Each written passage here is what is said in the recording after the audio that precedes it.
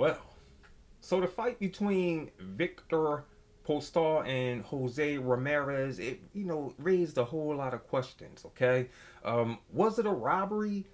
You know, was the fight closer? Should it have been a draw?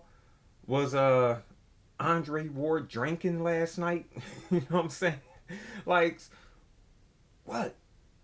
But by looking at the fight, okay, look, Viktor Postol had dominated the first half. Okay, with that jab and everything. First 4 rounds. Okay, the fifth round could have went either way.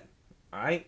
Now, what Andre Ward was saying, like when he had Ramirez ahead, he was talking about like the ring generalship, like he was backing Viktor Postol up and everything, which judges look at that. Look, you have two type of judges, just like you have two types of fans. You got the judges that likes the aggressiveness, and you have the judges that likes the pure boxer.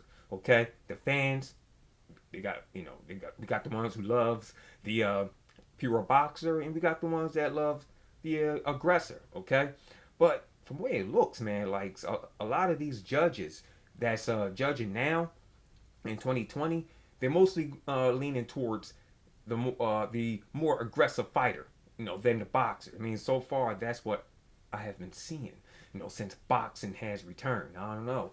2020 may mark something new for the entire decade of 20s. 2021, 2022. The whole decade just might be aggressive boxing, or they might just be doing this, picking the most aggressive fighter because hey, boxing is back, and they're trying to bring the action and everything so people can watch. More people can watch because look, like I don't know if a lot of people is watching without the crowds. Okay, like the sport's just not the same. All right, neither with any of the sports. Okay, it's not exciting like it used to be without the crowds. For some. However, with Viktor Postol and Jose Ramirez. Oh my gosh. Okay, Viktor Postol later on in the fight, you know, he well no, not later on, early in the fight, with Jose Ramirez coming forward, he wasn't doing much. Okay, now I can understand if Viktor Postol was backing up without throwing any punches, and Jose Ramirez was doing the exact same thing. Well, then yeah, okay, you can give the first 4 rounds to Jose Ramirez, okay, because he was moving Viktor Postol back, but it wasn't like that. Viktor Postol was throwing shots, the jab, combinations, the jab, all right, counterpunching, okay, while he was moving backwards, and he was timing Ramirez on his way in. All right. Now, after the fifth round, the fight changed.